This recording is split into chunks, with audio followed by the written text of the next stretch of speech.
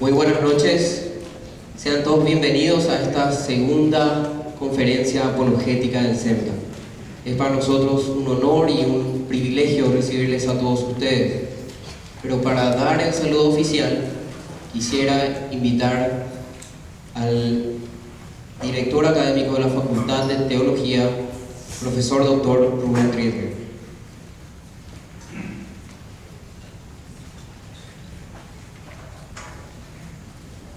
Es un honor para nosotros de poder recibirles en este campus de CEMTA, que se compone de la Facultad de Música y también de la Facultad de Teología.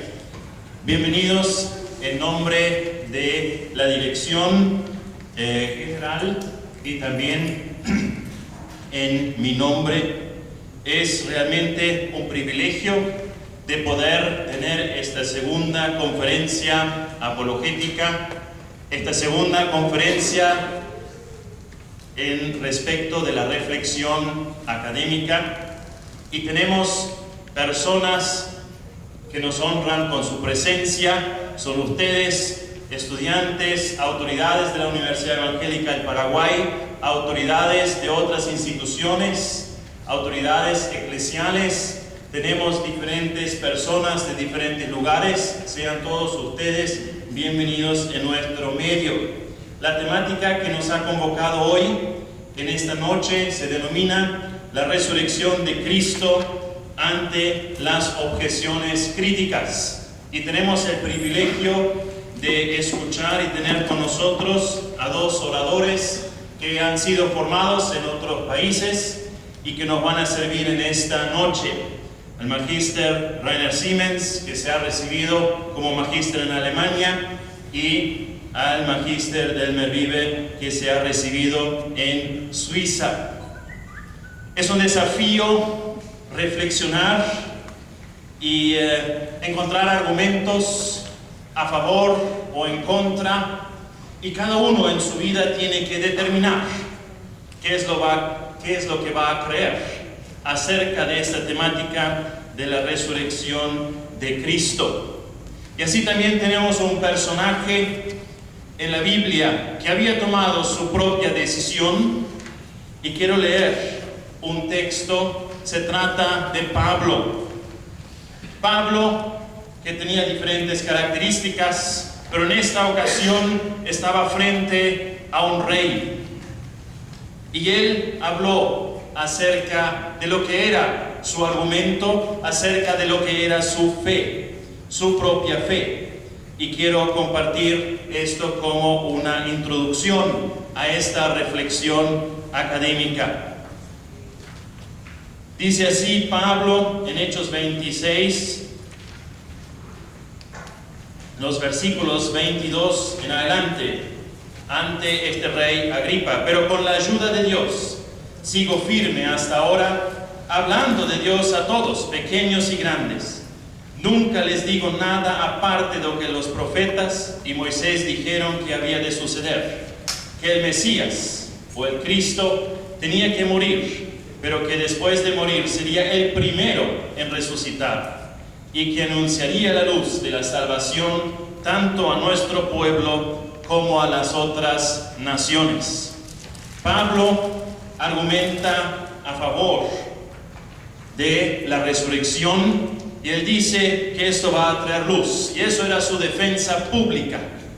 Y hoy queremos reflexionar acerca de otros argumentos que también existen, para ver cuál es mi propia decisión, en qué dirección y con qué argumentación yo voy a estar de acuerdo y me voy a poder identificar.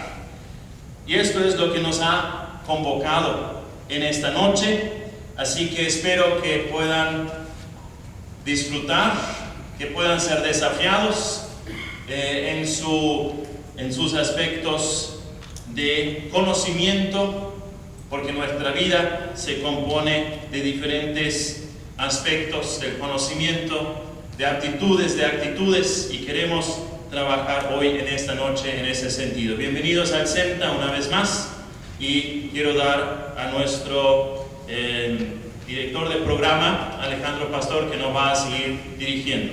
Por favor.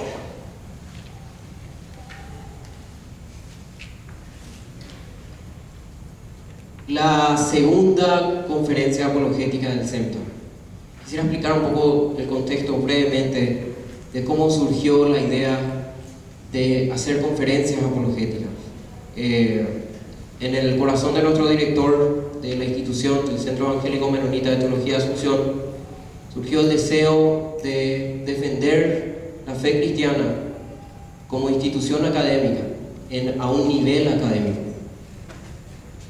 En Paraguay tenemos algunos dignos representantes en este sentido. Para no perder más tiempo, quisiera presentar al primer orador de esta noche. Él es Rainer Siemens, es magíster en teología, estudió en Alemania, casado con Renate Franz, tiene 2 hijos pequeños, un varón, una nena, y es profesor de la Facultad de Teología del Centro Evangélico Menonita de Asunción. Pido un fuerte aplauso para el profesor.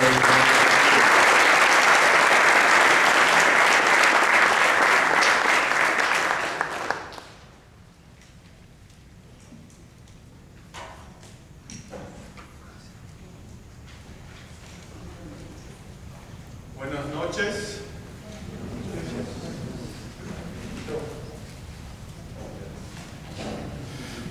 Buenas noches. De nuevo, yo quiero simplemente comenzar mi ponencia con un agradecimiento profundo a todos ustedes que han decidido a venir a participar en esta conferencia. Cuando hablamos de los milagros, hablamos de uno de los temas religiosos más importantes, porque la posibilidad de los milagros está conectada a la existencia de Dios. Si Dios no existe, tampoco existe la posibilidad de los milagros. Además, todas las religiones de alguna forma muestran milagros en confirmación de sus doctrinas, de sus líderes, de sus fundamentos. Así que la pregunta, la cuestión de los milagros está íntimamente relacionado con el tema de que si Dios existe y cuál es la religión verdadera. Esta noche enfocaremos especialmente el tema de la resurrección de Cristo, y en la segunda parte el profesor Delmer Vive nos presentará varias evidencias de las cuales podemos inferir razonablemente de que Dios realmente resucitó a Cristo de los muertos después de 3 días. En mi charla, yo hablaré más bien de las objeciones críticas generales que se dan a los milagros, y yo tengo 2 objetivos primordiales para esta noche. Primero, yo defenderé de que realmente existe la posibilidad de los milagros, y segundo, yo demostraré que las objeciones comunes a los milagros no resisten la carga de prueba. Ustedes, mi estimada audiencia, serán los jueces al evaluar si yo realmente logré estos objetivos. La religión cristiana es una religión sobrenatural. Sin los milagros, el cristianismo dejaría de existir. Los textos bíblicos continuamente siguen afirmando intervenciones sobrenaturales, comenzando con el milagro de la creación, siguiendo con muchos relatos más como la zarza ardiente o la concepción virginal de Cristo, la resurrección de muertos y obviamente, digamos, el milagro clásico y fundamental de la fe cristiana, la resurrección de Cristo de los muertos al 3er día. Este simple hecho de que la fe cristiana sea una religión sobrenatural es hoy en día para muchos el mayor obstáculo para aceptar la fe cristiana. Además, ante los tremendos avances de la ciencia, parece cada vez más irrazonable suponer explicaciones que de alguna forma invoquen una intervención sobrenatural.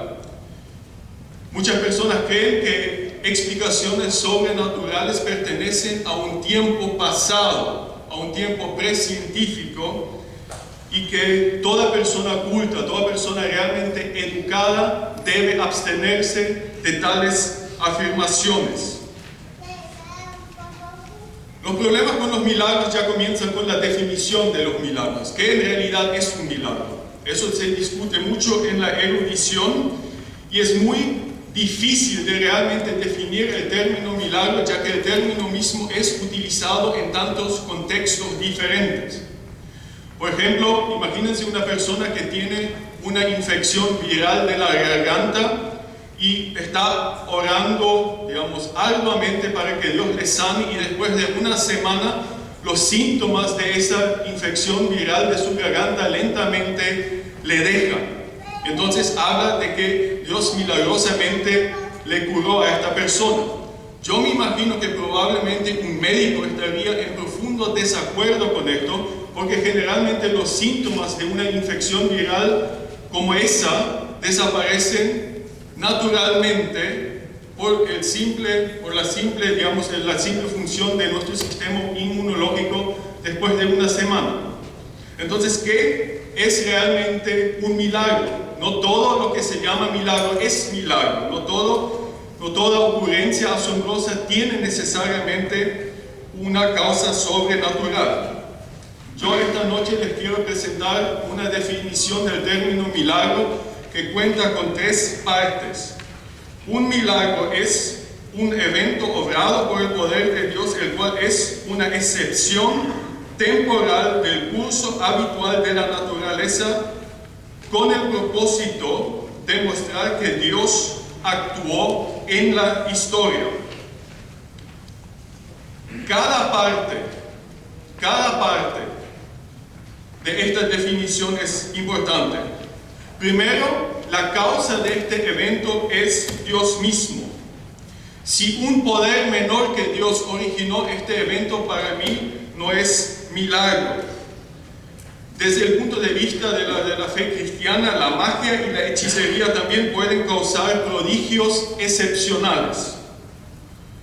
Un hechicero logra esto con la manipulación de fuerzas espirituales.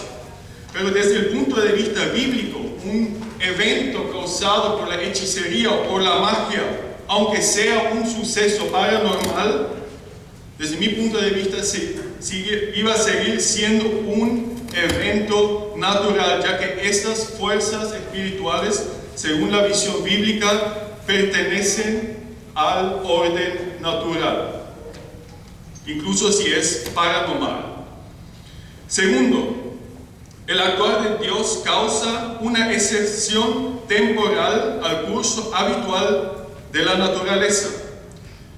Una definición satisfactoria del término milagro siempre va a postular que existe alguna forma, una excepción al curso natural de la naturaleza, o lo que comúnmente se conoce como las leyes naturales. Si cualquier cosa pudiera ocurrir todo el tiempo, no sería posible diferenciar un milagro de otro evento. Entonces existe un patrón regular de lo que generalmente ocurre, pero los milagros son eventos no regulares, son singulares, son únicos, causados sobrenaturalmente. Y en el último lugar, un milagro es una señal del actuar de Dios en la historia, y en algunos casos un milagro puede crear o confirmar la fe en la existencia de Dios. Entonces, en esta definición, la frase clave es un evento obrado por Dios. Entonces, la evidencia o la posibilidad de los milagros depende de la existencia de un Dios omnipotente. En un universo naturalista, en un universo ateo, no existe una razón para hablar de una excepción temporal del curso habitual de la naturaleza causado por Dios, porque eso simplemente no es posible. Por lo tanto, el único camino para un ateo o un escéptico de negar categóricamente la posibilidad de los milagros consiste en demostrar la inexistencia de Dios. Eso es, digamos, el conflicto base ante los milagros.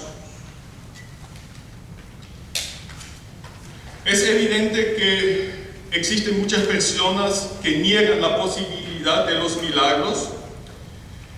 El simple hecho de que todavía tantas personas creen en milagros para muchos ya es un milagro.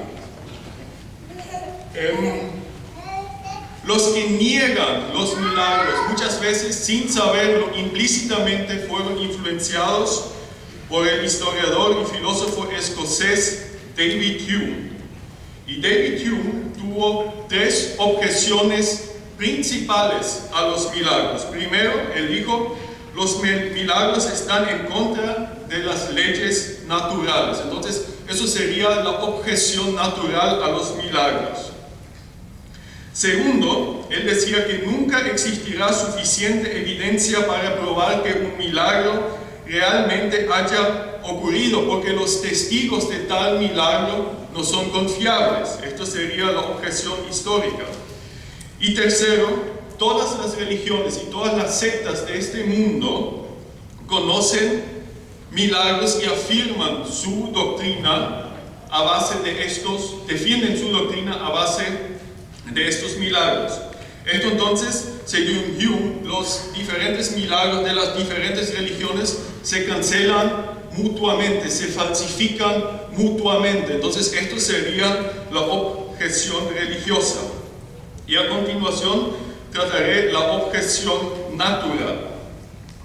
En su famoso capítulo 10 de su obra Investigación sobre el conocimiento humano de 1748, Hume afirma lo siguiente, y cito: un milagro es la violación de las leyes de la naturaleza, y como una experiencia firme e inalterable ha establecido estas leyes, la prueba en contra de un milagro por la misma naturaleza del hecho es tan completa que se puede imaginar que cualquier argumento de la experiencia lo sea.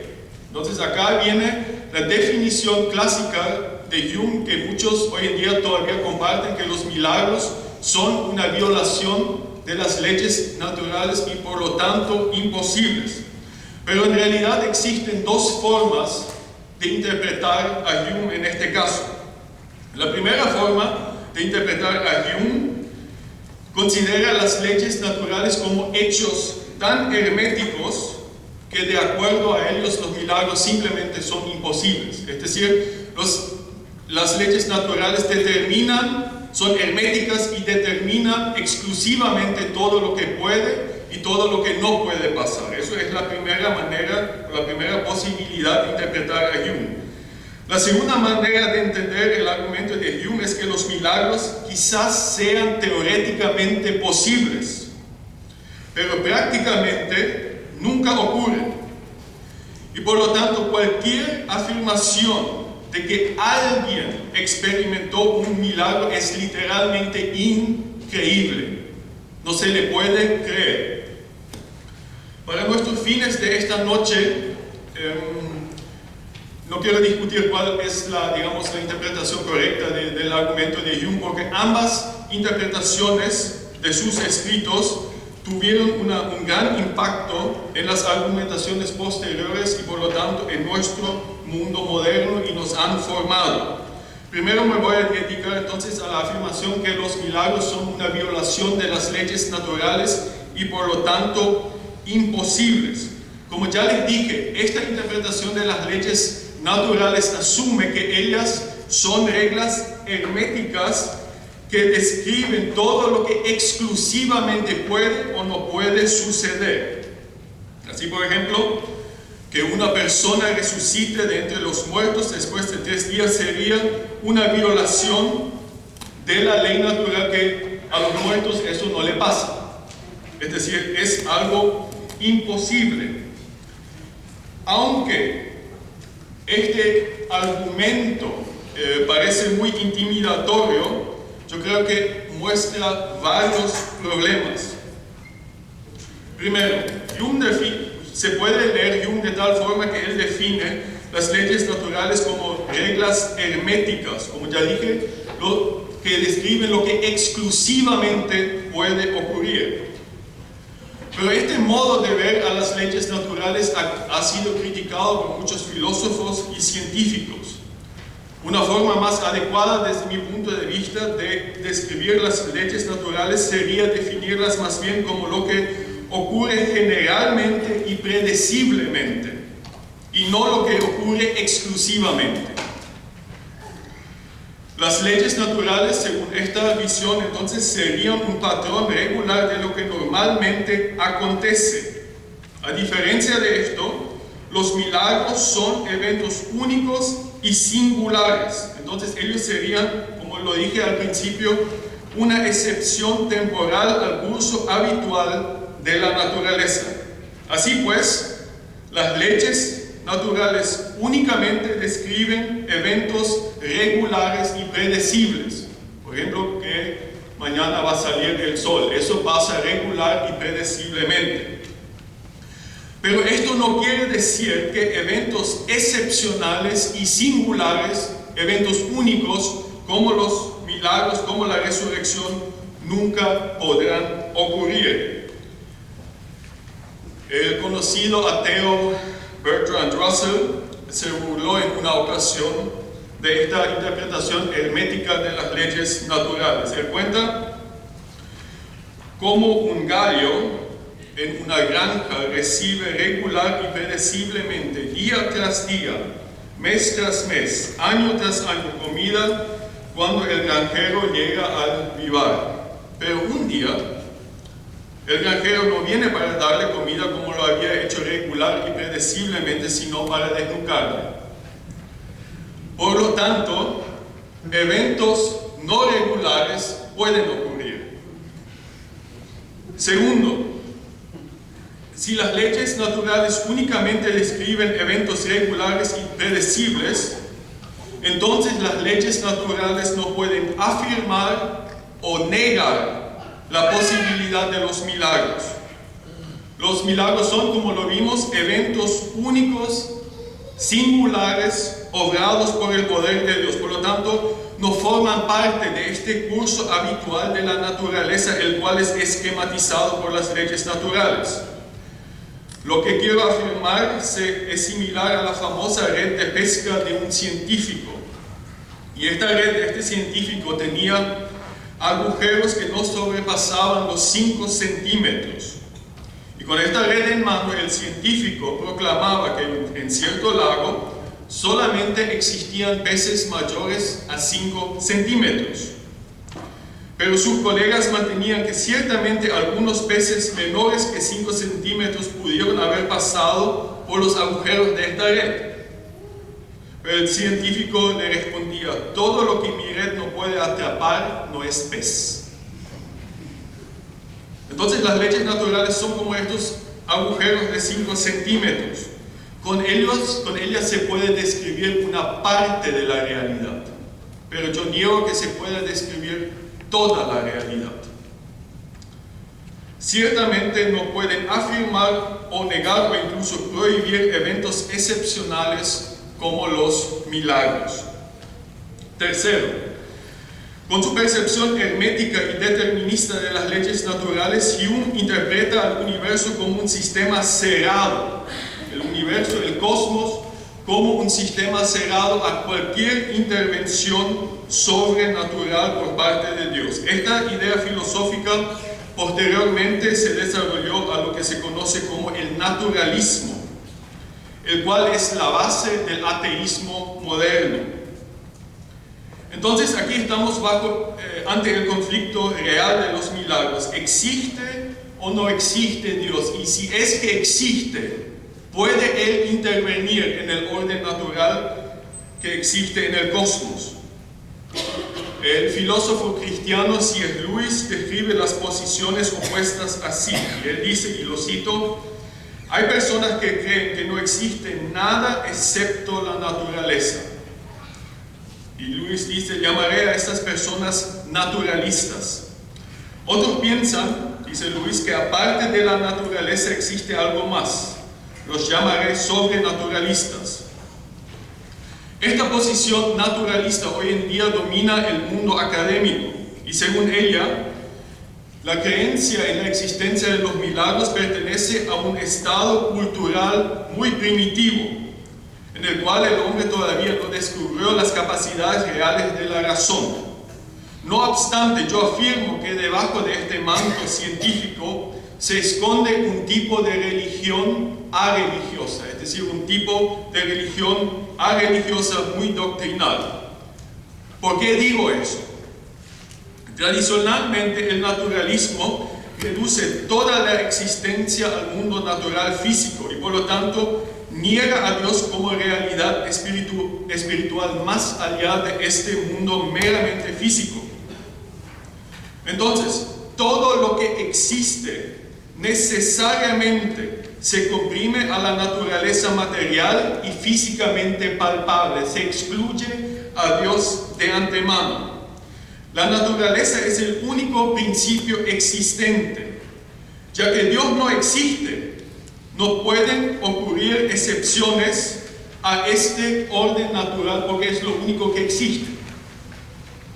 Todo lo que sucede necesariamente debe ser regular, uniforme y predecible. Nada de excepciones, nada de eventos singulares. Entonces las intervenciones sobrenaturales son negadas de antemano. Pero como yo trato de afirmar, esta afirmación tiene un carácter profundamente doctrinal y religioso desde mi punto de vista.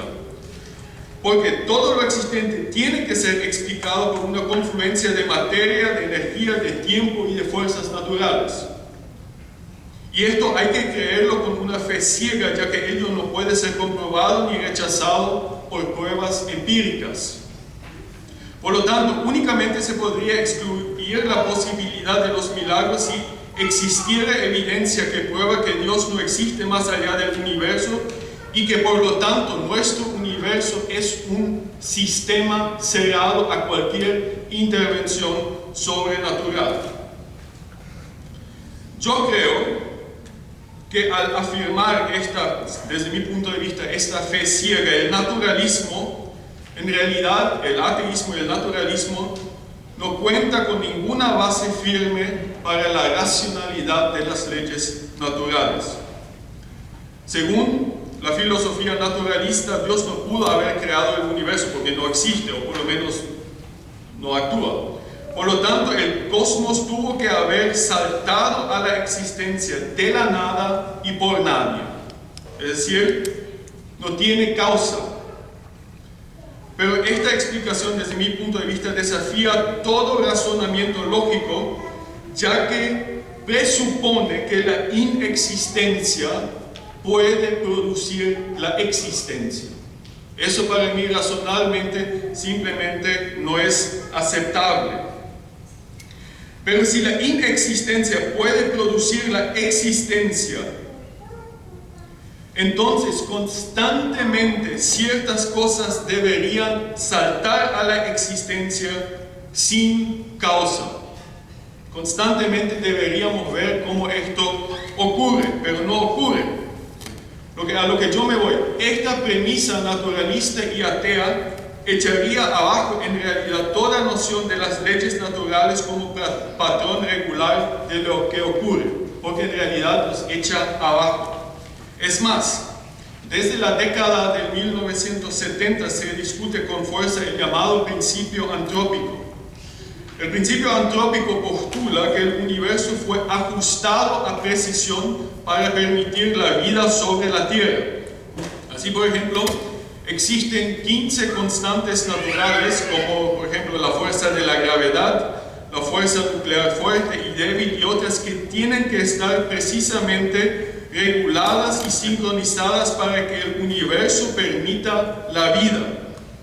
En algunos casos solamente una desviación de una parte de 1.000.000 o incluso una millonésima de una millonésima ya hubiera hecho imposible la existencia de la materia, de las galaxias, las estrellas, los planetas y los hombres. Desde mi punto de vista, este principio antrópico entonces representa un desafío tremendo al naturalismo reinante, ya que es un indicio fuerte para la existencia de un diseñador de este orden natural tan regular y preciso. Incluso el aclamado científico Stephen Hawking afirmó en una ocasión que el principio antrópico tiene claras implicaciones religiosas. Por lo tanto, una mente racional y reguladora del universo, yo le llamo Dios, nos permite una base mucho más sólida para asumir la regularidad de las leyes naturales. Yo no creo que eso podemos tener con un pensamiento ateo o naturalista. Considero que estos pocos comentarios, por lo menos considero que defendí la posibilidad de los milagros. Eso fue mi primer objetivo, y a partir de aquí defenderé mi segunda propuesta, que las objeciones a los milagros no resisten la carga de prueba. Recuérdense que la objeción natural de Hume se podía interpretar de dos formas. Por un lado, los milagros son imposibles, y por el otro lado son más bien increíbles. El razonamiento de Hume se puede sintetizar con el siguiente silogismo. Primero, un milagro por definición es un evento raro. Segundo, pero las leyes naturales por definición describen eventos regulares y uniformes. Tercero, la evidencia para los eventos regulares y uniformes siempre es mayor que para los sucesos raros. Cuarto, personas sabias siempre basan sus creencias en aquello que cuenta con más evidencia. Quinto, por lo tanto, personas sabias nunca deberían creer en milagros. Esto, digamos, es una forma mucho más suave de interpretar a Hume, pero yo también creo que incluso este silogismo, estas propuestas tampoco resisten la carga de prueba. Primero, Hume tiene acá una fe casi insuperable en el poder del propio razonamiento y conocimiento, ya que requiere de antemano una fe en el hecho de que todos los eventos en el pasado, presente y futuro son regulares y uniformes. Para confirmar esta fe, Hume tendría que demostrar que todos los relatos milagrosos del pasado y presente no son confiables. Y lógicamente esta crítica asume que en el pasado no existieron eventos singulares y únicos. Y esto ya fue criticado en el tiempo de Hume, por ejemplo, por Richard Whately. Y él satirizó esta hipótesis de Hume y escribió un panfleto satírico en el cual arguyó que Napoleón no pudo haber existido porque sus hazañas fueron tan únicas y excepcionales que no se las puede considerar auténticas, porque fue algo tan irregular, tan único, pero personas sabias solamente creen en lo regular, por lo tanto no pueden creer que Napoleón existió. Entonces así Whately satirizó el argumento de Hume.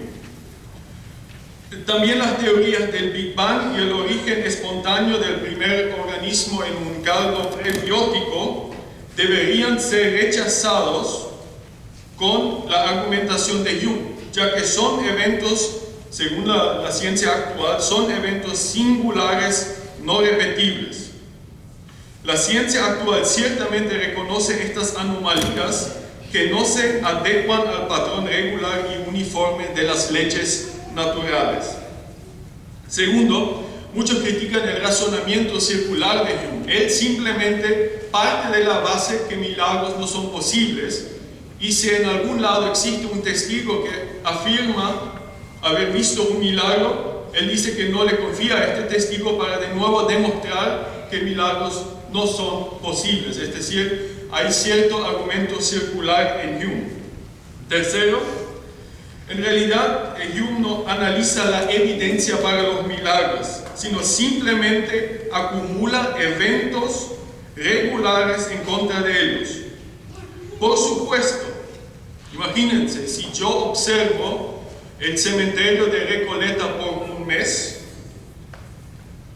regularmente voy a observar que los muertos se quedan en sus tumbas, obviamente. Pero según Hume, esta regularidad me posibilita negar la resurrección de un muerto, porque sería un hecho no regular. Pero detrás de este razonamiento está una falacia lógica, ya que la verdad para Hume simplemente se determina por una mayoría de votos. Incluso si la resurrección hubiese ocurrido, no deberíamos creerla, ya que una persona sabia no debería creer en un evento irregular. Claramente, un razonamiento que niega de antemano un hecho ocurrido comete falacias lógicas. Cuarto, el argumento de Hume en realidad identifica el concepto de la evidencia con el concepto de la probabilidad. La persona sabia siempre debería creer lo más probable y por lo tanto rechazar la resurrección por ser un evento poco probable. Pero detrás de esta afirmación hay otra falacia lógica. ¿Acaso yo no debería creer en el hecho de que 3 dados salieron con el número 6 al primer intento, ya que la probabilidad de esto es 216 a 1? Ciertamente es posible. ¿O no debería creer que alguien ganó la lotería porque miles no tuvieron esa suerte? Entonces yo creo que la objeción natural de Hume a los milagros falla. Pero ¿qué pasa con la objeción histórica, la segunda objeción que él tenía? Hume afirma en sus escritos que nunca existirá, y le cito, un número suficiente de hombres de tan incuestionable buen sentido, educación y conocimientos como para salvarnos de cualquier equivocación a su respecto. Y más adelante él incluso afirma que los milagros, y le cito de nuevo, abundan en naciones bárbaras e ignorantes. Por lo tanto, los milagros se deben a la ignorancia de las personas. Y ahora bien, ¿cuál es la razón por la cual las personas entonces creen tan fácilmente en los milagros? Y Hume culpa aquí al espíritu religioso y le cito, gusto por el asombro, y su inclinación, y le cito, por lo extraordinario y maravilloso. Entonces esto genera la fe en milagros.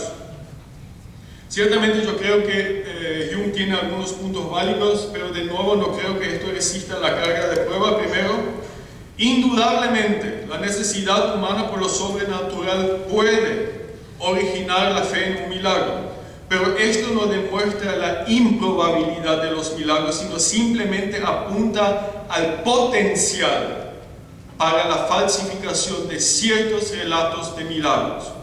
No lo hace imposible, sino solamente muestra el potencial de falsificación. Segundo, evidentemente ciertos milagros se deben a la charlatanería de supuestos curadores espirituales, y creo que en nuestro contexto existen suficientes ejemplos de eso. Pero estos engaños tampoco falsifican los milagros, sino simplemente apuntan al potencial de engaños. No falsifican los milagros. Tercero, esta objeción de que existe una credulidad en la gente, una fácil credulidad, ciertamente no se aplica a los testigos del Antiguo y Nuevo Testamento. Por ejemplo, si ustedes leen los relatos bíblicos de la resurrección, había una resistencia a creer en eso. No es que simplemente se lo comían todo porque ya de antemano estaban dispuestos a creer eso. Por ejemplo, el relato de la tumba vacía de las mujeres es rechazado por los otros discípulos. Existen ejemplos de que varios discípulos dudaron de la resurrección de Cristo hasta incluso la asunción de Cristo, y más adelante Tomás incluso rechazó la resurrección de Cristo hasta que pudo palpar las heridas de Cristo. Entonces los discípulos no tenían esta inclinación de necesariamente creer todo lo que se les contaba, se resistían a eso. Y cuarta crítica que yo tengo a esto es, como el filósofo Colin Brown observa, Hume simplemente califica los milagros como hechos ridículos y absurdos. Pero Hume mismo en sus escritos nunca evaluó la evidencia para un milagro bien atestiguado como la resurrección de Cristo. Su crítica de los testigos simplemente refleja, desde mi punto de vista, su prejuicio antisobrenatural.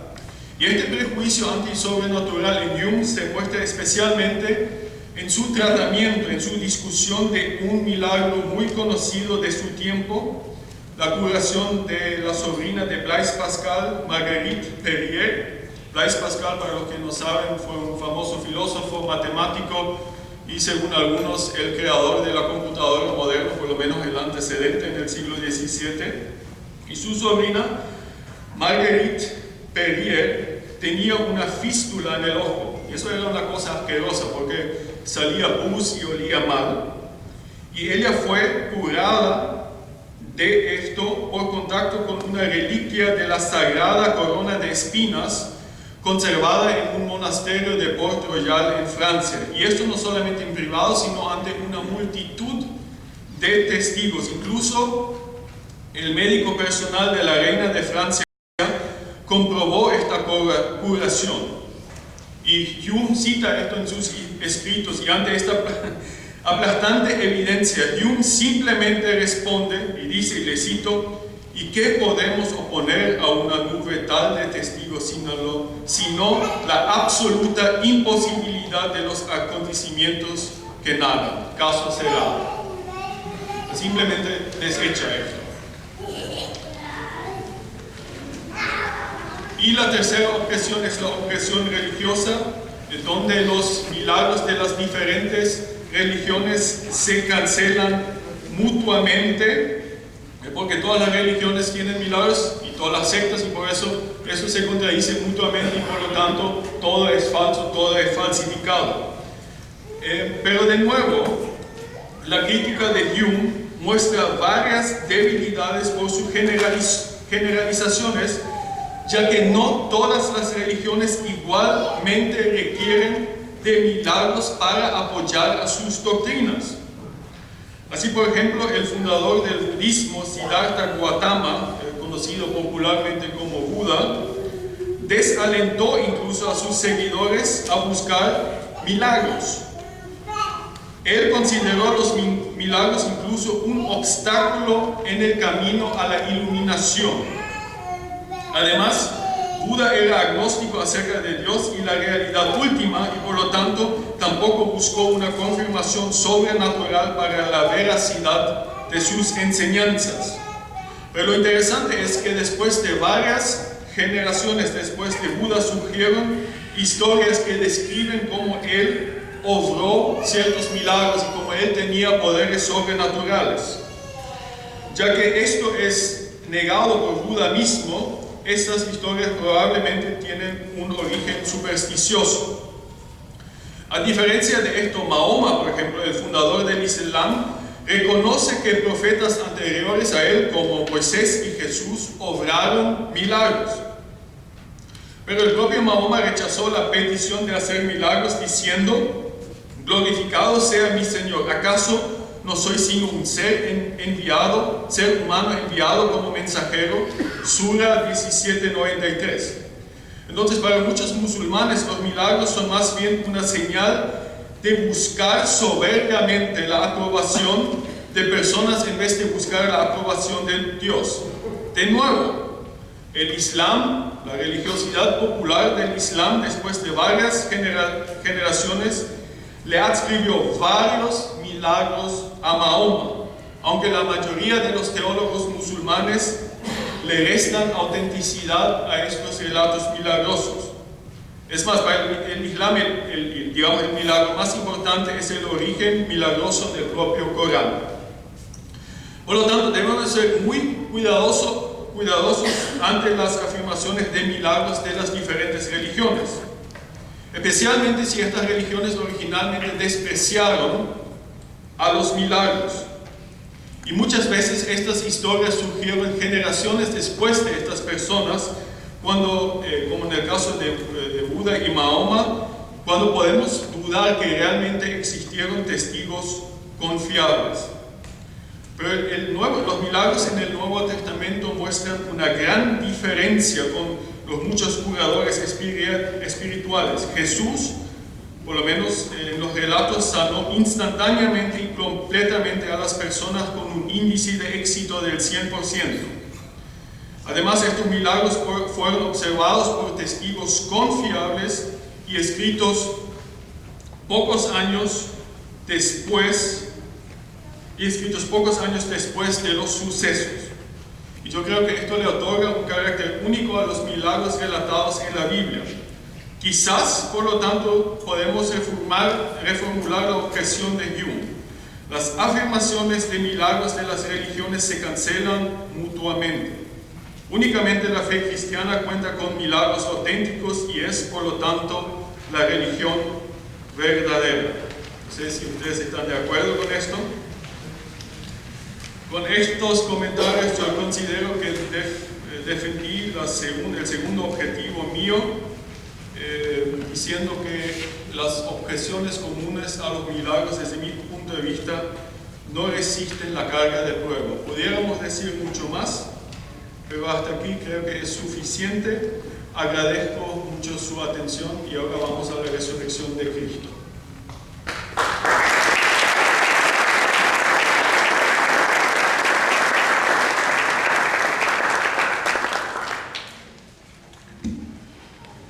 Una vez más, les recuerdo que pueden anotar sus preguntas y si tienen preguntas dirigidas al profesor Rainer Siemens, pueden ponerlo ahí. Si tienen preguntas dirigidas al profesor Delmer Wiebe, pueden también anotarlo en sus papeles. Ahora quisiera quisiera comentar algunos próximos eventos que tenemos como CEMTA. El 3 de agosto vamos a tener el CETAP, el Centro de Estudios Teológicos Anabautistas y de la Paz. Tiene planificada una conferencia el 3 de agosto. El tema es la violencia doméstica. Cómo prevenir, cómo tratar, cómo actuar ante este hecho tan presente desde hace tiempo y acrecentado hoy día. Entonces, 3 de agosto, una nueva conferencia libre, de acceso libre y gratuito. Vamos a estar informando más adelante las fechas, los horarios y los temas específicos. Pero la violencia doméstica es el tema de esto. En agosto también, en la segunda quincena, el 23 de agosto, vamos a tener al profesor Dr. Antonio Cruz acá en el CEMTA. Así es que esta va a ser nuestra tercera conferencia apologética. Vamos a dar introducción ahora al tema de la resurrección de Cristo. La resurrección de Cristo es una afirmación que es el fundamento de la fe cristiana. Sin resurrección no hay fe cristiana. Pero también es una de las afirmaciones más vulnerables de la fe cristiana, porque por el alto índice de improbabilidad de que un hombre pueda resucitarse a sí mismo. Así es que el magíster Delmer Wiebe tiene el desafío de defender la posibilidad de la resurrección de Cristo. Él estudió en Suiza, en la STH, está casado con Andrea y tiene 2 preciosas hijas. Así es que es también profesor del Nuevo Testamento, de la Facultad de Teología, del Centro Evangélico Menonita de Teología Asunción. Así que con un fuerte aplauso les pido que den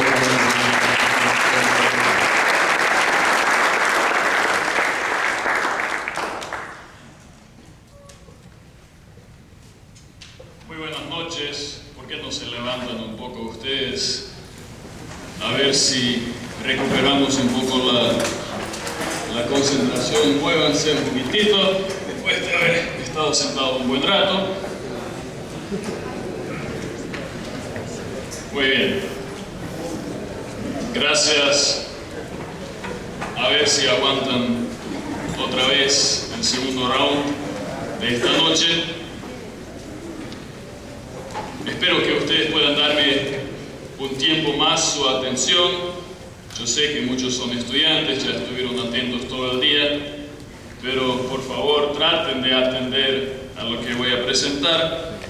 Edificaré sobre lo que recién ha puesto y presentado el profesor Rainer Siemens, hablando de un milagro muy especial y muy particular, que es el milagro de la resurrección de Cristo.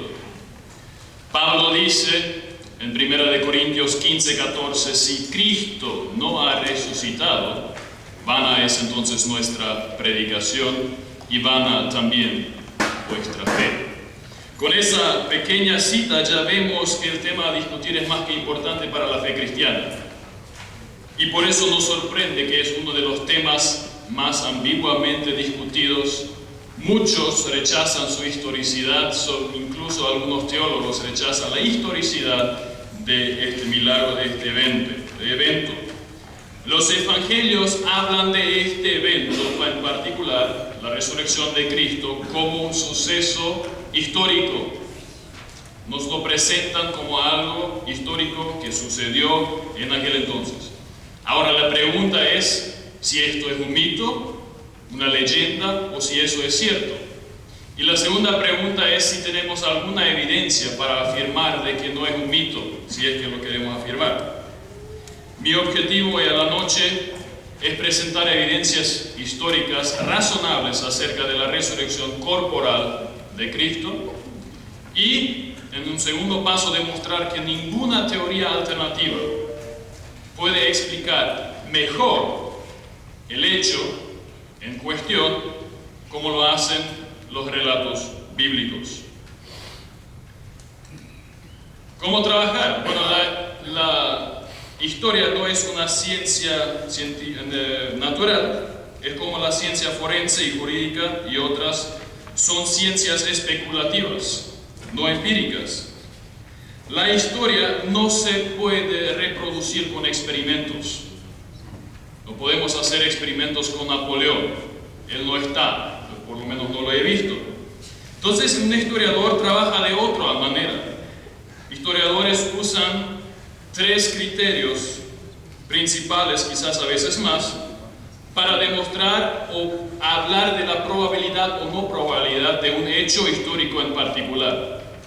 Estas son en una parte las fuentes, los hallazgos, las evidencias y teorías alternativas que puedan surgir. Estas teorías alternativas deben poder explicar los hallazgos que se presentan en ciertas fuentes, ya que nosotros, la mayoría de los hallazgos que tenemos, las evidencias tenemos en textos, tenemos dentro del texto bíblico.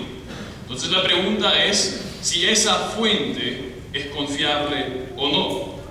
Por eso primero hablaré de la confiabilidad de los textos bíblicos, para luego hablar de lo que estos nos dicen acerca del hecho en cuestión, y terminaré mirando algunas teorías alternativas y viendo su probabilidad.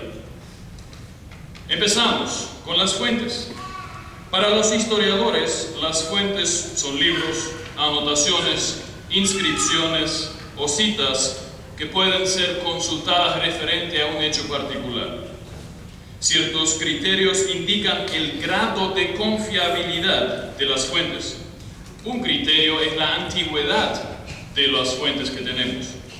Más antiguas, más cercanas al suceso que se está cuestionando, entonces más confiables normalmente son. Un segundo criterio es la cantidad. Mientras más evidencias, mientras más fuentes, manuscritos tengamos de un suceso, y mientras que estos sean a lo mejor independientes el uno del otro, entonces aumenta la posibilidad, la credibilidad. Después viene la confiabilidad. La pregunta que se hace es si estas fuentes son confiables. ¿Se trata de una fuente confiable o tiende a ser leyenda lo que lo retrata? Y por último, es importante la transmisión, la tradición de estos textos escritos.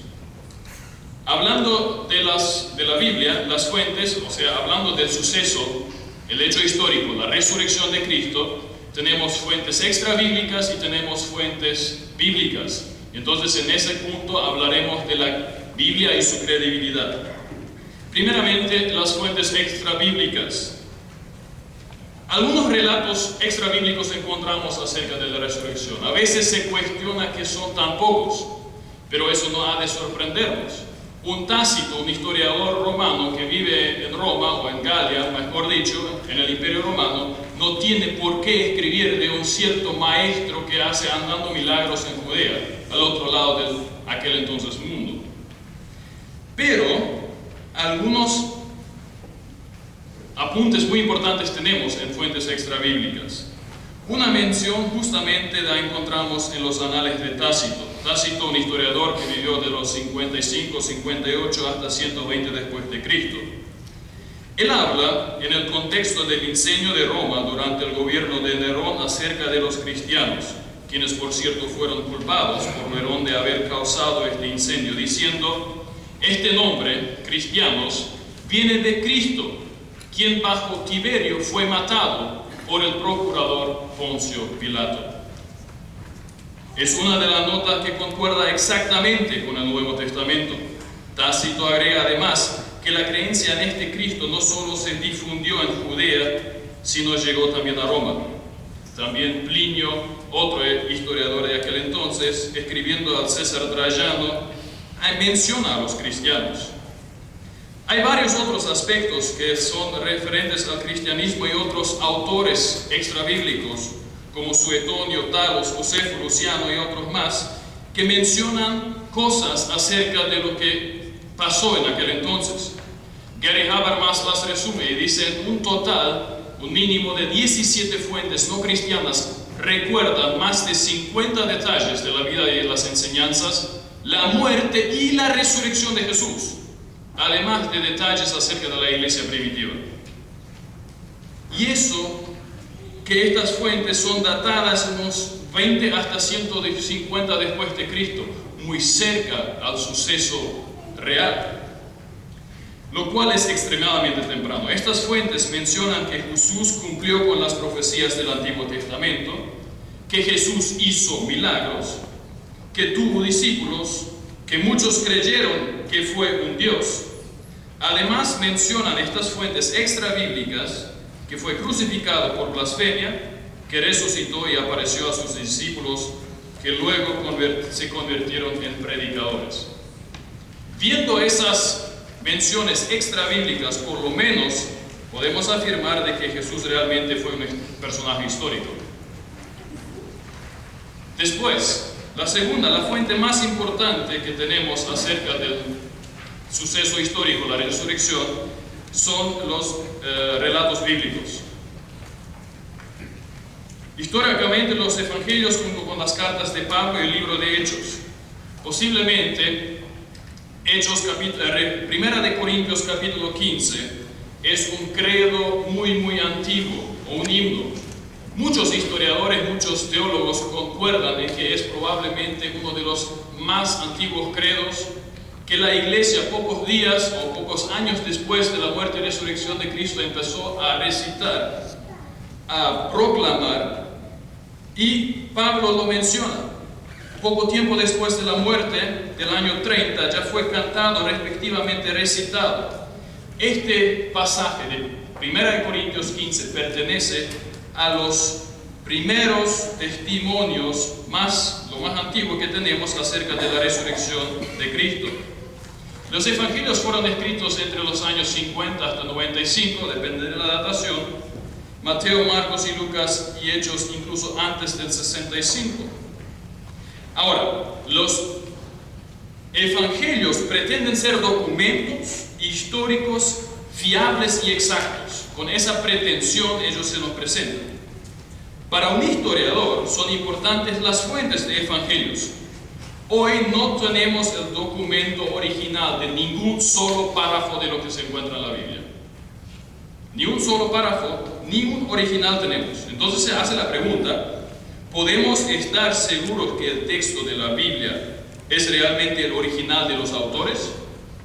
¿O fue cambiado y leyendas se introdujeron pocos años después? ¿Fueron manipulados y ampliados?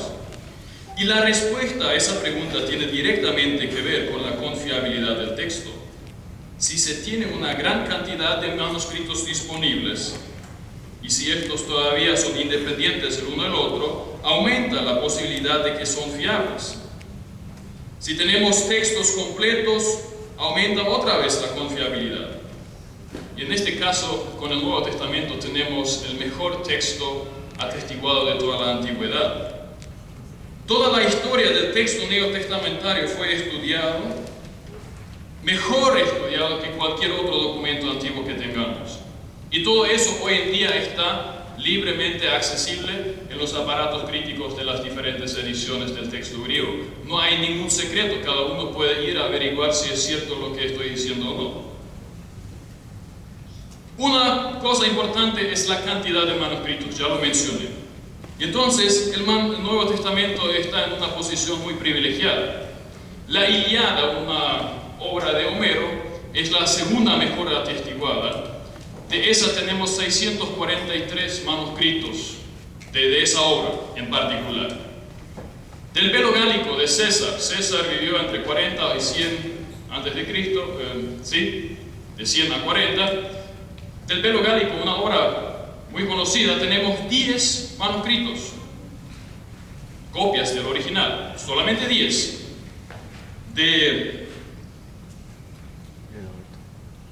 ¿Cómo es el tercero? De Heródoto, 8. De las obras de Aristóteles, 5.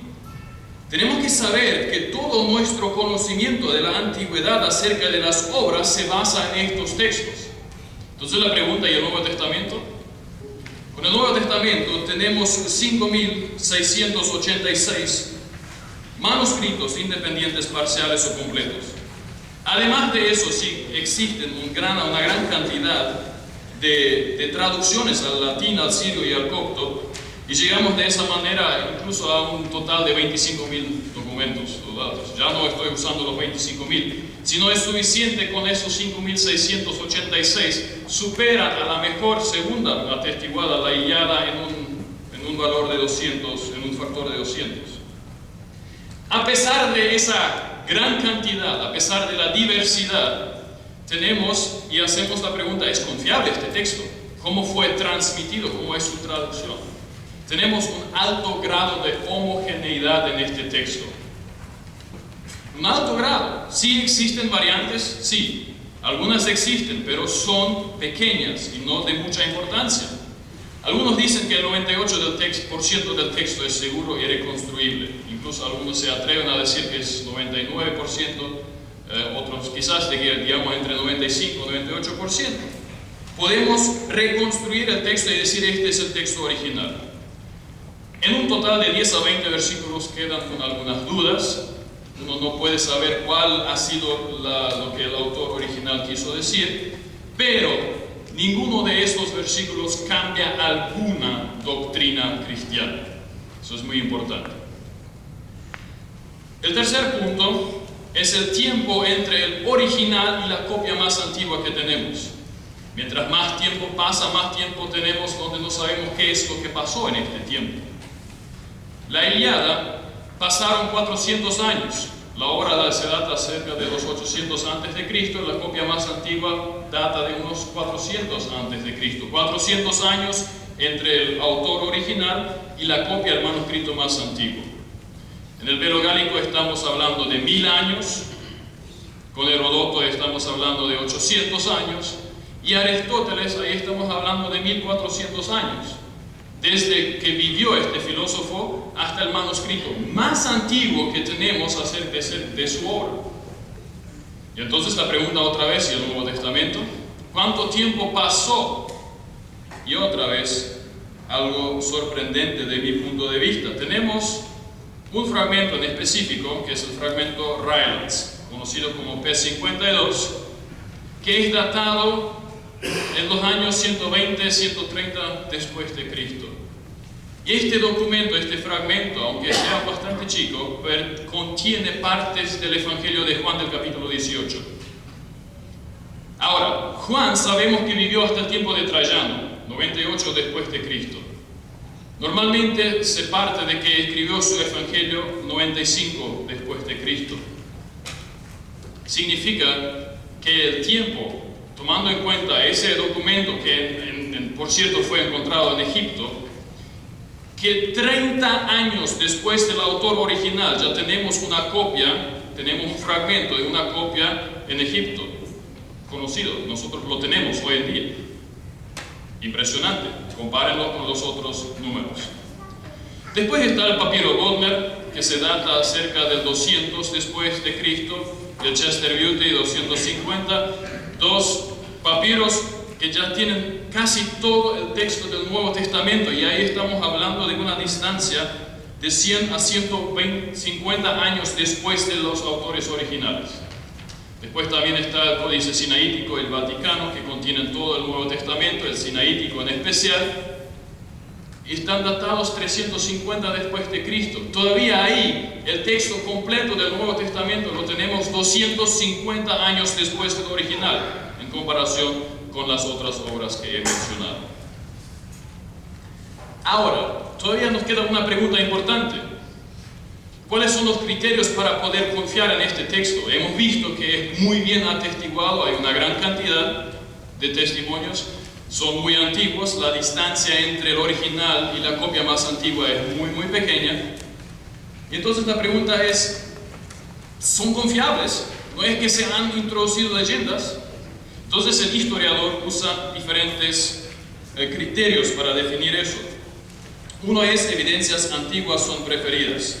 En el caso de Cristo, 30 a 50 después de Cristo, varios de los textos datan incluso antes. El texto de Primera de Corintios lo datamos unos 20 años después de la muerte de Cristo, que Pablo lo escribió y recita un texto todavía que ya existió antes de eso. Credibilidad aumenta con testigos oculares. En el Nuevo Testamento tenemos un gran número de testigos oculares. Voy a hablar después en particular de 1 de Corintios 15, donde Pablo menciona a ciertas personas individuales, todos los apóstoles e incluso un grupo de 500 testigos que han visto al Jesús resucitado. Testimonios independientes son mejores. En este caso, pequeñas contradicciones o lo que parece ser una contradicción aumenta la credibilidad, porque falsificaciones habrían ocultado las mismas, unificando el texto. El cuarto es el principio de la vergüenza, mejora la credibilidad. ¿Qué es eso? Significa que un texto recibe mayor credibilidad si el autor, en lo que describe, habla de sí mismo o de un suceso que lo califica como positivo y habla negativamente acerca de eso. En los evangelios eso lo cumplen muy bien, el principio de la vergüenza. Solamente vemos la muerte deshonrosa de Jesús en la cruz.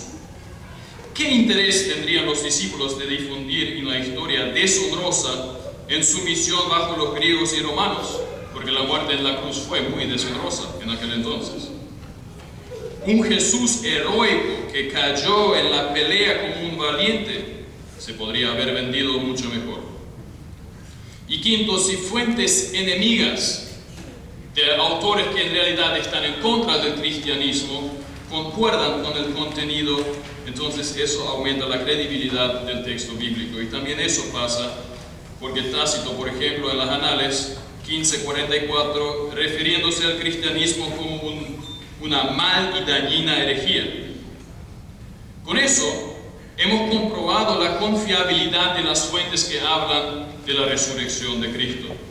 Estas fuentes que tenemos hablan de un suceso en particular, la muerte y la aparición de Cristo, la resurrección.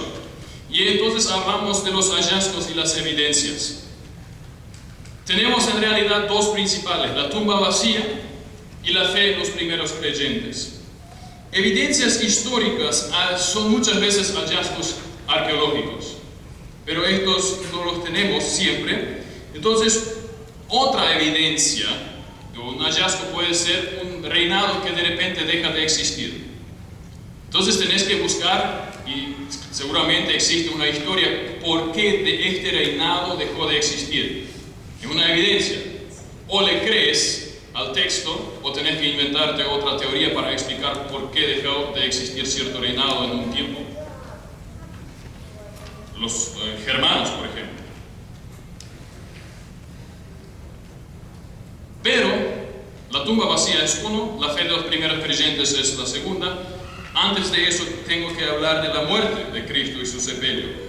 No puede haber resurrección sin la muerte y el sepelio de Jesús. La muerte y el sepelio de Jesús pertenecen a los hechos mejor confirmados de la antigüedad, y eso por diferentes e independientes fuentes. Todos los evangelios hablan de eso. También Pablo lo menciona en Romanos, en 1 Corintios y en 1 Tesalonicenses. En un hecho particular concuerdan los 4 evangelios, y es que José de Arimatea fue el que sacó a Jesús de la cruz y lo puso dentro de la tumba. Incluso personas como el escéptico teólogo alemán Gerd Lüdemann aceptan la historicidad de este relato. José fue, según Mateo 27, un hombre rico, miembro del concilio, posiblemente del Sanedrín. Ellos fueron los principales responsables de haber demandado a Jesús lo que luego desemboca en su crucifixión y muerte. Por eso es poco probable de que José de Arimatea haya sido un invento cristiano. ¿Por qué? Como lo describe William Lane Craig, dado el enojo y la amargura de los primeros cristianos contra los líderes judíos que habían instigado la crucifixión de Jesús, es muy improbable que hubieran inventado uno que hizo lo correcto, dándole a Jesús una sepultura digna, especialmente cuando todos los discípulos de Jesús le abandonaron. Además, no hubieran inventado un miembro específico de un grupo específico al cual la gente pudiera preguntarle para verificar lo sucedido. Por lo tanto, José es sin duda una figura histórica. Entonces, la alta probabilidad de la historicidad del relato de la muerte y el sepelio de Jesús soporta la evidencia de la tumba vacía. De que José de Arimatea ha sepultado a Jesús fue un hecho comúnmente conocido. Era controlable, podías ir y preguntarle. Y eso nos muestra que la tumba estaba vacía de verdad y que Jesús murió de verdad. Y con eso llegamos a la tumba vacía, la segunda evidencia que tenemos. Es una de las evidencias más fuertes que tenemos. Y otra vez tenemos relatos independientes que la afirman. Todos los evangelios la mencionan. Además, Pablo menciona en 1 Corintios, Hechos lo que se refiere a esa. Pablo, como ya dije, en 1 Corintios usa otra fuente más antigua todavía, lo mismo hace Mateo.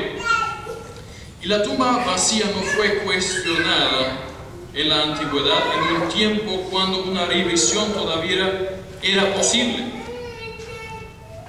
Tenemos que saber, cuando Pablo escribe eso, es posible verificar si es cierto o no, si la tumba está vacía o no. Y no fue cuestionado. Hasta los adversarios la admiten. Mateo 28:13.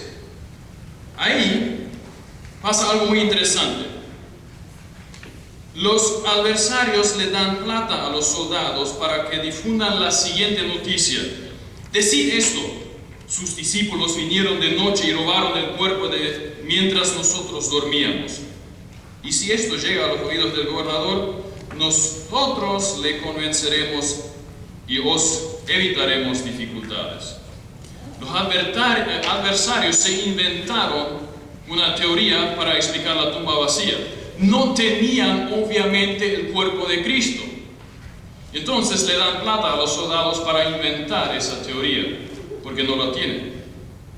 Como lo dice Johannes Schmidt, profesor de teología en Berna, es evidente que los judíos entendieron la afirmación de la resurrección como una resurrección verdadera del cuerpo de Cristo de la tumba, y obviamente no podían enseñar el cuerpo de Cristo. Por eso tuvieron que inventarse otra teoría. Además, tenemos que sostener que mujeres son mencionadas como testigos. ¿Por qué eso es importante? Es asombroso, ya que el testimonio de una mujer no tenía valor en aquel entonces. Flavio Josefo dice: el testimonio de una mujer no tiene valor jurídico por la ligereza y la osadía del sexo femenino. Punto. Ahora, imagínense que alguien inventó eso de la tumba vacía ¿cómo va a inventarse a mujeres como testigos de la tumba vacía? Tiene que ser muy ingenioso. Cualquier persona que quisiera falsificar este relato no hubiera elegido a mujeres como las primeras testigos, sino a hombres para darle credibilidad. Después, la otra evidencia que tenés que explicar es la fe de los primeros creyentes. Los primeros creyentes se ponen y se presentan con el siguiente mensaje: Dios ha resucitado a Cristo de los muertos. Eso es lo que propagan los discípulos inmediatamente después de este suceso. En la región de los testigos oculares, durante el tiempo de los testigos oculares. Es muy importante que veamos eso. Esa noticia no se difundió muchos años después. No, inmediatamente después del suceso, los discípulos se paran y este es su mensaje en el territorio de los testigos oculares durante el tiempo de los testigos oculares. Esto quiere decir que estaban realmente convencidos de que ellos habían visto a Jesús, de que la tumba estaba vacía, de que Jesús resucitó de verdad. ¿Por qué? Los múltiples relatos de las apariciones físicas muestran que los discípulos vieron y experimentaron a un Jesús físico.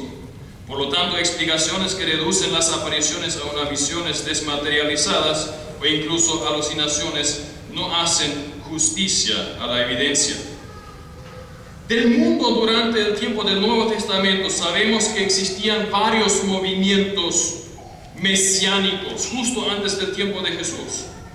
Casi todas terminan en la muerte violenta de su Mesías. Entonces estos movimientos tenían normalmente dos opciones.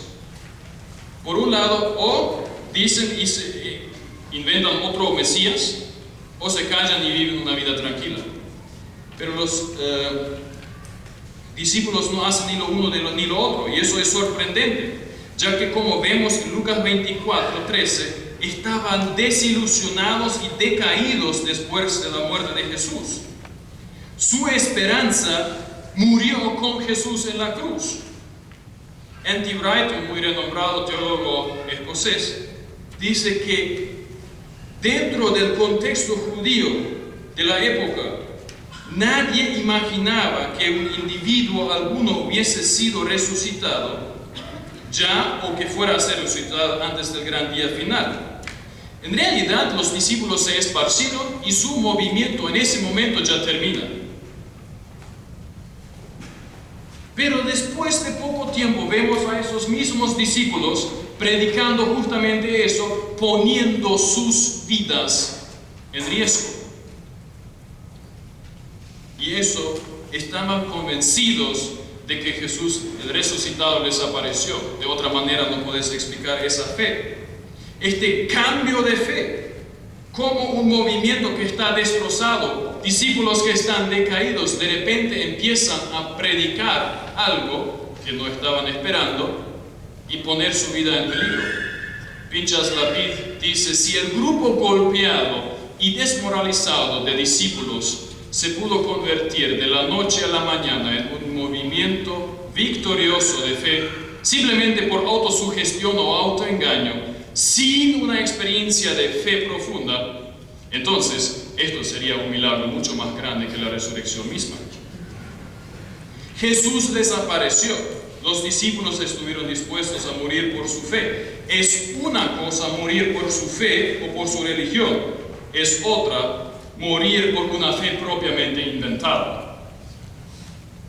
Los discípulos podían saber si la tumba estaba vacía o no. Tenían las posibilidades de revisarlo. Si no hubiesen estado tan convencidos, no habrían estado dispuestos a morir por lo que estaban predicando. 2. Pablo menciona en 1 Corintios a 500 hermanos a los cuales Jesús les apareció. La mayoría de estos siguen todavía con vida. C.H. Dodd dice, y esa mención solo se explica si Pablo realmente quiso decir, y preguntadles si no me creen. Estos testigos pueden ser consultados. Pablo escribe a la iglesia de Corinto: y preguntadle si no me creen. Es más o menos si yo hoy afirmaría que el gobierno de Alfredo Stroessner no fue nada problemático para el Paraguay. Él nunca persiguió a nadie, no pasó nada, fue un buen gobernador, nunca estuvo en contra de las leyes, todo tenía su orden, bueno, orden había. Y entonces algunos de ustedes me imagino que se levantarían y dirían: espera un poco, tú eras muy chiquitito para eso cuando eso pasó, yo viví, yo experimenté algo.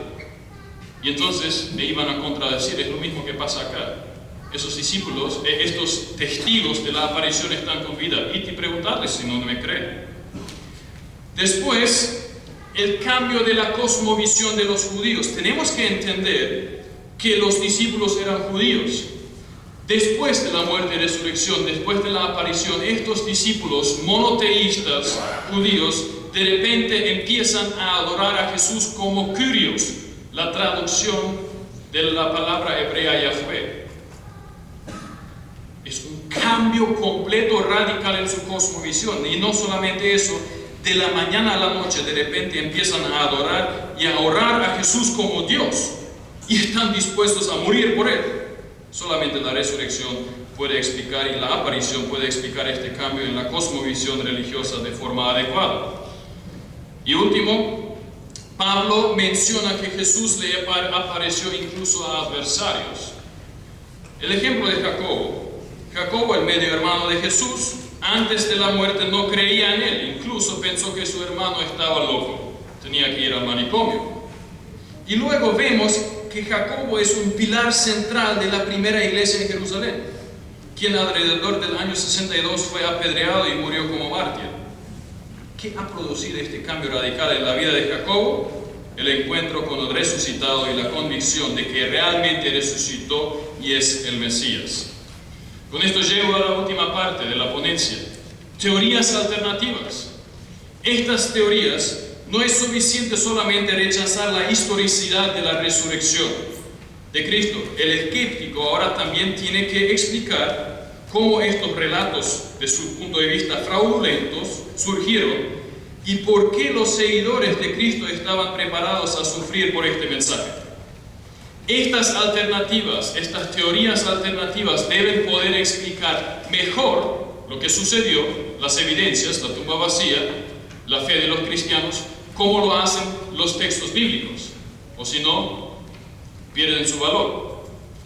Una teoría es: Jesús no murió en la cruz. Y eso lo explica el Corán. Él dice que Cristo huyó a la India, donde hasta hoy hay un altar que marca su verdadera tumba en Srinagar, Cachemira. Ahora, no olvidemos lo que significa para un judío que su rabí fuese crucificado. Es la peor humillación posible. Significa que es el maldecido por Dios. Fue el castigo más cruel de los romanos. Nunca ningún romano la sufrió. Pero el mensaje central del Evangelio es justamente eso. Pablo dice en 1 Corintios 1:23: pero nosotros predicamos a un Cristo crucificado, piedra de tropiezo para los judíos y necedad para los gentiles. Si no es cierto, si no, Cristo no murió de verdad, entonces la pregunta: ¿quién se inventó esa teoría? ¿Quién inventa una teoría donde los unos te dicen que sos un maniático y los otros que te dicen que sos un tonto? Además de la tradición de que Cristo murió en la cruz es ampliamente difundida, incluso se encuentra un grafiti de Anaxámenos, un soldado que adora su Dios, presentado como un burro colgando de la cruz. Esa teoría no explica la fe en la crucifixión de los discípulos y creyentes hasta el día de hoy, y por ende no puede ser cierta. Segundo, Jesús fue crucificado pero no murió. Esta alternativa consiste en que decir que Jesús sí fue crucificado en la cruz, pero no murió, agonizó o estuvo mal, pero no muerto. Lee Strobel entrevista en su libro El caso de Cristo al doctor médico Alexander Metterel, quien sin duda dice que no existe absolutamente ninguna posibilidad de que Jesús haya sobrevivido la flagelación y la de posterior crucifixión. Además de eso, un soldado romano sabe, no es un médico, pero sabe cuando una persona está muerta y cuando está agonizando. Tenía que esperar un castigo severo si no hacía bien su trabajo. Los soldados romanos no eran médicos, pero sabían matar personas. Además, si de alguna manera se escapaba un prisionero, los soldados responsables eran ejecutados, por lo tanto tenían un gran incentivo para asegurarse de que completamente cada víctima estaba muerta cuando la quitaban de la cruz y no solamente estaba agonizando. Así que podemos sostener con Habermas que existen muchas fuertes refutaciones médicas acerca de la posibilidad de que Jesús no murió, pero la clave es una persona en este tipo de estado patético. Imagínense, después de la flagelación, después de la crucifixión, Cristo viene así medio gateando y entra y se encuentra con sus discípulos. En ese estado habrá estado si no murió. En este estado patético nunca hubiera inspirado a sus discípulos a que fueran a proclamar que Él es el Señor de la vida, que triunfó sobre la tumba. Esa alternativa explica la crucifixión, pero no explica la aparición del resucitado y el cambio de la que ésta produjo en los discípulos. Tercera alternativa: Jesús murió, pero su cuerpo fue robado. Esa teoría ya la encontramos en la Biblia misma. La idea consiste en que los discípulos vinieron de noche y robaron el cuerpo de Cristo mientras los soldados romanos dormían. Esa teoría fue inventada ya por los principales sacerdotes y los ancianos. ¿Por qué? Porque necesitaban explicar la tumba vacía. No tenían el cuerpo de Cristo. Entonces necesitan inventar una teoría. Pero reflexionemos un poco. Esa teoría no es muy buena, porque pretende hacernos creer que un grupo de soldados, sabiendo que si no cumplen su tarea de cuidar la tumba les espera la pena de muerte, todos duermen al mismo tiempo. Además, durmiendo, vieron que fueron los discípulos los que robaron el cuerpo de Cristo. Eso es interesante. Además, ¿cuál habría sido la motivación de los discípulos de hacer algo así? Para ser sinceros, es una caricatura. Imaginémonos los discípulos juntos elaborando un plan. Gente, dice uno, pero asumo que es Pedro. El siguiente plan: vamos a robar el cuerpo de Jesús, luego lo guardamos en un lugar secreto y volvemos y contamos una historia y después nos matan por eso. ¿Quién me sigue? Ok. El problema consiste en la pregunta cui bono. ¿A quién le sirve el invento de tal historia? ¿Quién sacaría una ventaja de eso? Seguramente que los cristianos no. Los discípulos menos. Eran perseguidos, eso lo sabemos de Tácito, de Epicteto, de Marco Aurelio, de Suetonio, Juvenal y otros más. Fueron perseguidos, quemados, decapitados y crucificados. ¿Por qué vas a inventarte una teoría donde después te espera la decapitación? La debilidad más grande en esa teoría es que no explica la transformación de los discípulos convencidos de haber visto al Cristo resucitado luego de la aparición. Y sobre todo falla en explicar la disposición de los discípulos de morir por su fe. Y si otra persona fuese la que robó el cuerpo, no explica las apariciones y se necesita otra teoría más que se añadiría a esa. Leyendas y la mitología no explican el testimonio dado por antiguos testigos oculares. La cuarta, alucinaciones. Esa es la explicación naturalista más difundida y más congruente que tengo que admitir. Consiste en que, como Lüdemann lo expresa, los discípulos de Jesús realmente creyeron haber visto a Jesús resucitado, ya que el lenguaje del Nuevo Testamento es un lenguaje figurativo, pero en realidad lo que vieron fue una visión o alucinación, la cual luego fue proclamada. Estas visiones fortalecieron en los discípulos la idea de que Jesús de alguna manera estaba vivo todavía. Se habla también de una resurrección al querigma, a la proclamación. Esta explicación tiene varias debilidades. Habermas menciona 7. Primero, alucinaciones son eventos privados experimentados por una persona solitaria. Acá tenemos varios grupos de personas, 500 hermanos, los discípulos en diferentes lugares. 2. Sabiendo que alucinaciones son experiencias aisladas, parece muy improbable que muchas personas, incluso grupos, en lugares diferentes, en tiempos diferentes, bajo circunstancias diferentes, todos al mismo tiempo tengan la misma alucinación. 3. Alucinaciones normalmente surgen de una expectativa prometedora. A veces se agrega que los discípulos vivieron en un mundo donde muchas religiones creían en la resurrección. Ya mencioné, como N.T. Wright lo dice, los discípulos no esperaban la resurrección, estaban destrozados anímicamente después de que Jesús fuese matado. La resurrección de que un hombre ocurriría antes de la creación del nuevo cielo y de la nueva tierra era algo inimaginable, pero los discípulos no esperaron la resurrección. 4. Es altamente improbable que una experiencia subjetiva pueda inspirar un cambio radical en los discípulos. 5.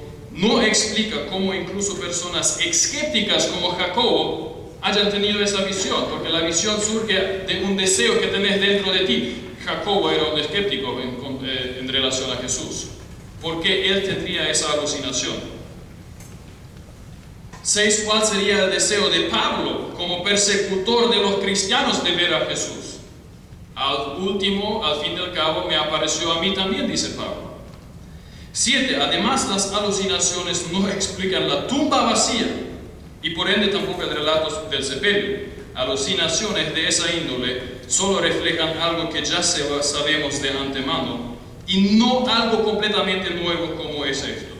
Así que por esas razones muchos eruditos también rechazan esa teoría. Y la última, ¿qué es una leyenda de la tumba vacía? Esta teoría dice que la tumba vacía fue una leyenda posterior que se desarrolló cuando gente ya no podía refutar la misma. Ya no estaban en condiciones de ubicar la tumba, ya se había olvidado dónde Jesús fue depositado y por ende es todo una leyenda. Esto ya surgió en 1835 cuando David Strauss dijo que los relatos acerca de la muerte y resurrección de Cristo eran legendarios. Pero, como hemos demostrado a lo largo de la ponencia, la historia de la tumba vacía tiene su origen pocos años después del hecho mismo. La esencia del relato es demasiado bien atestiguada y una distancia de los hechos que hacen prácticamente imposible la creación de leyendas. Veredicto final. La única hipótesis que explica satisfactoriamente la muerte de Cristo, la tumba vacía, las apariciones posteriores y el cambio de los discípulos es que Dios levantó a Cristo de entre los muertos. Todas las teorías alternativas fallan a tratar de explicar las diferentes evidencias históricas que tenemos. ¿Y entonces? ¿Qué hacemos con ese veredicto?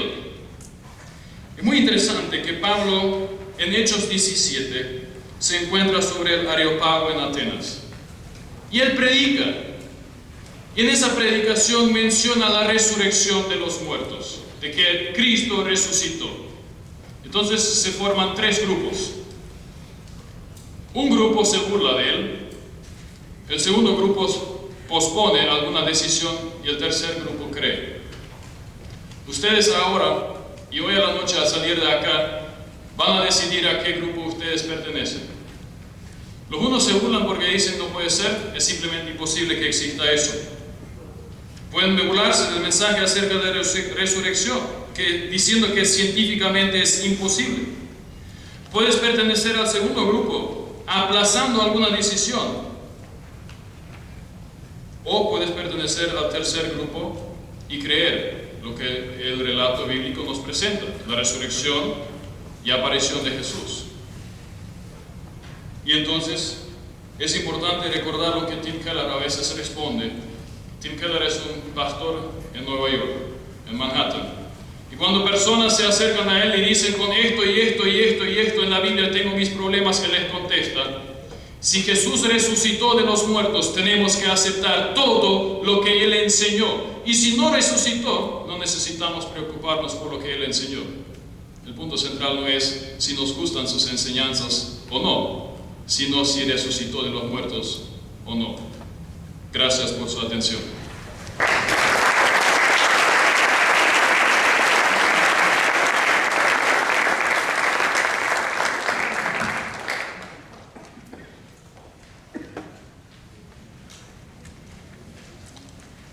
Queremos pasar ahora, gracias profesor Delmer, queremos pasar ahora al momento de responder preguntas. Muchos de ustedes han anotado sus preguntas. Quise pedir a las mujeres que pasen a recoger rápidamente, por favor, esas preguntas. Mientras tanto, también nuestros oradores, si van pasando, por favor, al sillón ahí en el fondo. Estamos por llegar al final de la noche, tenemos 15 minutos de preguntas y respuestas y luego invitamos a todos y cada uno de ustedes a un refrigerio acá abajo, frente a la parrilla.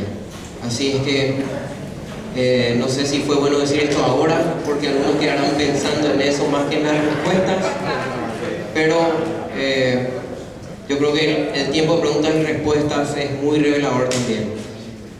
Así es que cuando los mujeres estén listos, por favor me pasan las respuestas ahí.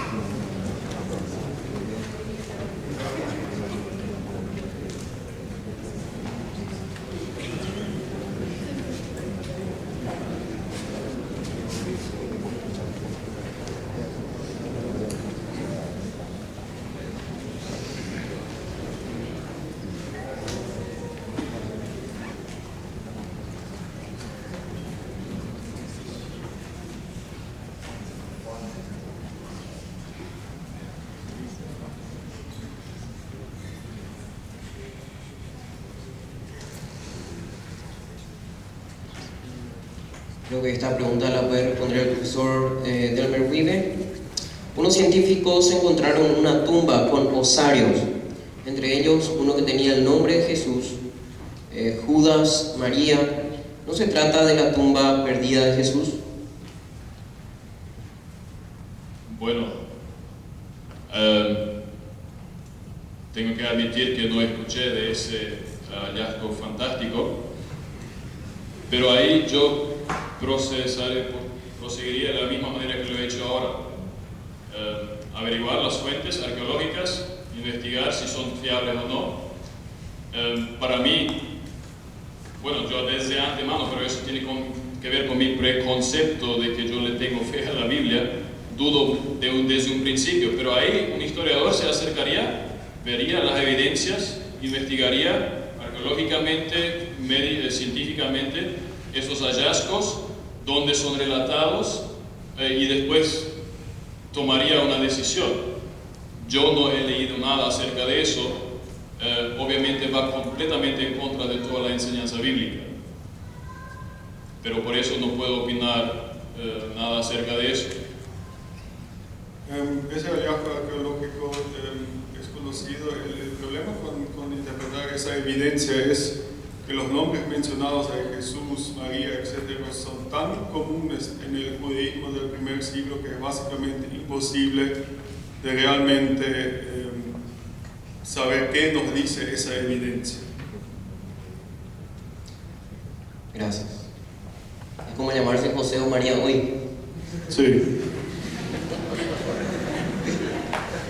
El mundo científico acepta la teoría del Big Bang y generalmente se llama al inicio de la expansión universal como el tiempo singular, a toda la concentración de materia y energía altamente comprimida en el punto singular. Podríamos entonces hablar de un milagro al referirnos a la existencia misma del universo. Después de todo sería un evento singular e improbable. Según la noción bíblica, la creación del universo, digamos, es el milagro inicial.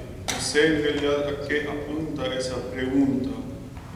Lo interesante de la teoría del Big Bang desde el punto de vista teísta, desde el punto de vista de Dios, es que anteriormente el ateísmo decía que la materia era eterna y por lo tanto el cosmos no necesitaba un inicio y por lo tanto no necesitaba un Dios creador. El Big Bang, por lo menos desde el punto de vista de la cosmología y de la filosofía, nos permite hablar de una causa más allá de este inicio, a la que podemos llamar, quizás la podemos llamar Dios, pero no sé cuál es la implicación de esa pregunta, es más bien una afirmación. Sí. ¿Tenemos más preguntas?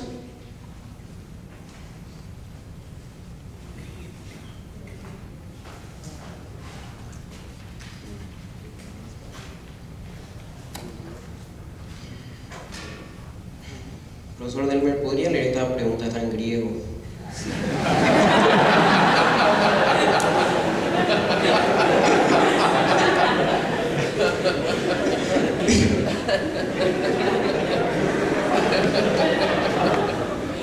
¿Por qué es necesario creer que el universo debió tener un origen? Hay una pregunta enganchada. ¿Hay la posibilidad que el universo sea eterno? Es decir, su origen y su fin. Sin origen y sin fin. Como lo dije, esa teoría es desechada por la propia cosmología, por la teoría del Big Bang. Es decir, ahí no es necesario ni ser bíblico, qué sé yo, teísta o algo. Esa teoría es desechada. A partir de los años 1920 eso aparecía y justamente ateos se resistieron más a esa teoría porque el ateísmo depende en gran parte del hecho de que la materia es eterna y por lo tanto no necesita un Dios creador. Y una vez que comenzamos a hablar de eso, ahí tenemos que hablar de una causa más allá de energía, de fuerza, de materia, es decir, una causa fuera del universo, fuera del tiempo y espacio. Yo no tengo problemas de llamar una causa del universo de Dios. Una pregunta para el profesor Rainer. ¿Cuál es su postura con respecto a los milagros? ¿Tiene un testimonio vivido sobre los mismos?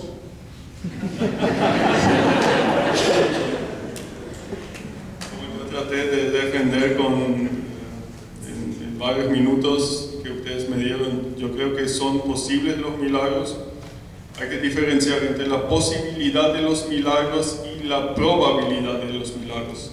Una cosa es afirmar la posibilidad de los milagros, eso se puede con el hecho de que Dios existe, pero eso todavía no significa que Él realmente actuó milagrosamente en la historia. Eso únicamente la evaluación de ciertos eventos históricos nos puede decir. Yo creo que la resurrección de Cristo es un buen ejemplo de eso, de que Dios realmente actuó en la historia y que las evidencias realmente, creo que razonablemente de esto podemos inferir que Dios actuó. Si yo experimenté un milagro, ahí de nuevo la pregunta es ¿qué es un milagro? Yo ciertamente experimenté providencia. Para la teología cristiana la providencia es un actuar divino de Dios mediante las leyes naturales. Yo, por ejemplo, una vez quería irme de pesca un viernes y justamente sentía algunos problemas de respirar y el jueves me fui al hospital porque mi esposa insistía y yo normalmente no le hago caso cuando ella me insiste para irme al hospital. Y en esa ocasión se descubrió que yo tenía un tumor y los doctores me decían si yo me hubiera ido a esa pesca probablemente hubiese fallecido porque mis pulmones estaban antes del colapso. Algunos iban a llamar esto un milagro, pero yo iba a llamar esto providencia, porque ahí Dios, según mi punto de vista, obró naturalmente. El milagro siempre es un actuar sobrenatural. Una vez yo tuve la experiencia, estuve en el sur de la India y oramos para personas y después vinieron varias personas junto a mí y me dijeron que fueron curadas. Yo miré mis manos y dije, eso no puede ser. Pero realmente todo depende de la definición del milagro. Yo no sé si eso fue quizás psicosomático o algo, eso únicamente la persona y Dios lo sabe. ¿Tenemos más preguntas? Bueno, les agradezco, profesores, por su tiempo. Les agradecemos a todos ustedes por haber participado de esta segunda conferencia apologética.